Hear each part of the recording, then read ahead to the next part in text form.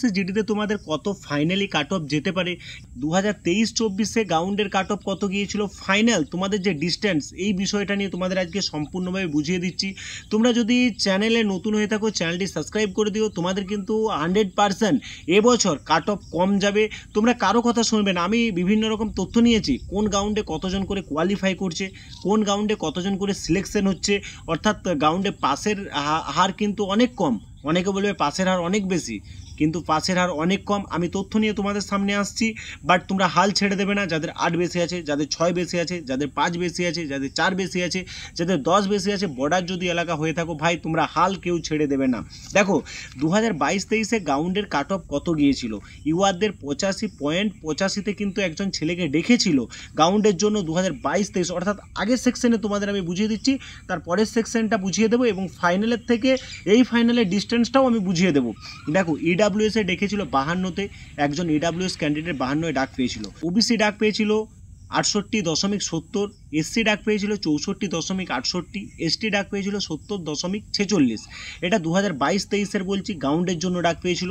এরপর 2023-24 কত গ্রাউন্ডে ডাক পেয়েছিল। ইউআর 95.13, ইডাব্লিউএস 69.00 এবং ওবিসি 89.79, এসসি 82.61, এসটি 85.79, অর্থাৎ এটা গ্রাউন্ডের জন্য ডাক পেয়েছিল। এরপর ফাইনাল বিষয়টা তোমাদের আমি বুঝিয়ে দিচ্ছি।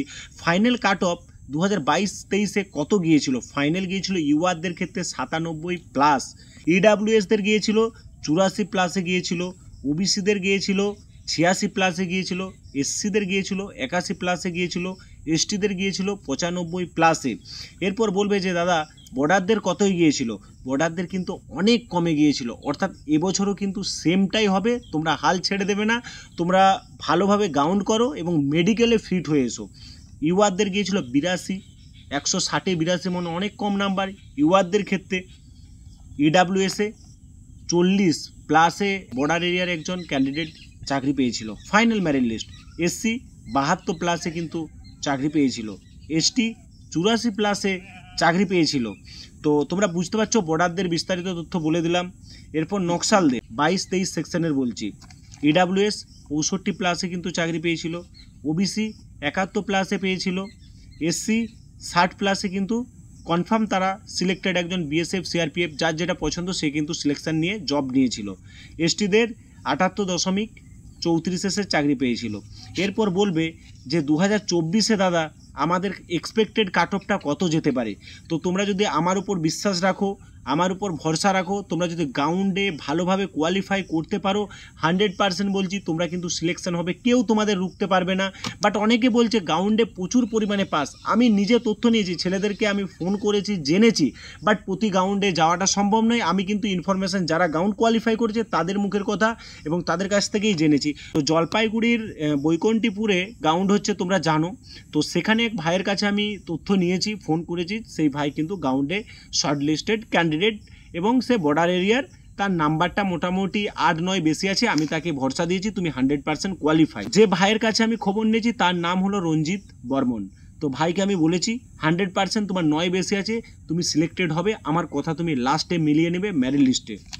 25 তারিখে ভাইয়ের গ্রাউন্ড ছিল, 71 জন গ্রাউন্ডে দৌড়েছিল, গ্রাউন্ড করেছে 41 জন, অর্থাৎ 41 জন কিন্তু কোয়ালিফাই করেছে, ফেল করেছে 19 জন, হাইট চেস্টে বাদ গেছে 11 জন।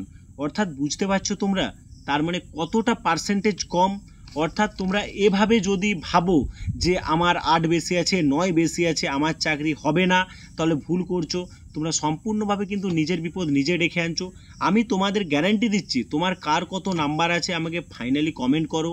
যারা পরীক্ষা দিয়েছো, অর্থাৎ যারা ভাবছো যে আমি চাকরি করব বাট আমার চাকরি লক্ষ্য, তোমরা অনেকে 8, 6, 7 বেশি আছে, ডিপ্রেশনে বলছো দাদা আমি দৌড়াতেই যাবো না, আমার হবে না, দৌড়াতে যাচ্ছ মানে সিরিয়াস কাজটা করছো না, গ্রাউন্ডে তুমি ডিসকোয়ালিফাই হয়ে যাচ্ছ। অর্থাৎ এটা তোমার মনের কনফিডেন্সের জন্য তুমি কিন্তু তোমার কাজটাকে হারিয়ে ফেললে। অর্থাৎ তোমার যদি কনফিডেন্স থাকতো তুমি কিন্তু কোয়ালিফাই করে যেতে। এই ভুল করবে না। তোমার কত নাম্বার আছে আমাকে কমেন্ট করো, অর্থাৎ তুমি যদি গ্রাউন্ড করে এসছো কত নাম্বার তোমার আছে সেটাও কমেন্ট করো। আমি বলে দেবো তোমাদের কোনো চিন্তা করার প্রয়োজন নেই। 100% বলছি, আমি বিভিন্ন গ্রাউন্ডের কলের তথ্য নিয়েছি, বাট আমি ফোন করেছি, তোমাদের কোনো চিন্তা নেই। গ্রাউন্ডের পার্সেন্টেজের হার অনেক কম। এডুকেটেড ছেলে পাস করেছে, তারা গ্রাউন্ডে যাচ্ছে, তারা কিন্তু ভালো ভাবে প্রিপারেশান নেয়নি, গ্রাউন্ডে অনেক কেটে যাচ্ছে। এটা নিয়ে কোনো তোমাদের চিন্তার ব্যাপার নেই। তো তোমার কত নাম্বার আছে আমাকে অবশ্যই জানাও। তোমরা প্রত্যেকে একটা লাইক করে দাও দাদার চ্যানেলে। তোমরা অনেকে লাইক করছো না, ভিডিওটা দেখছো। প্রত্যেকেই যদি ভিডিওটা দেখে আমার হেল্প হয়ে থাকে তোমরা কিন্তু একটা লাইক করে দিয়ে যাবে ভাই। লাইকটাই তোমাদের কাছ থেকে আমার পাওনা। So thank you. তোমার কত নাম্বার আছে আমাকে কমেন্ট করো। নেক্সট ভিডিওয় তোমাদের বিভিন্ন আপডেট আমি নিয়ে আসবো। So thank you.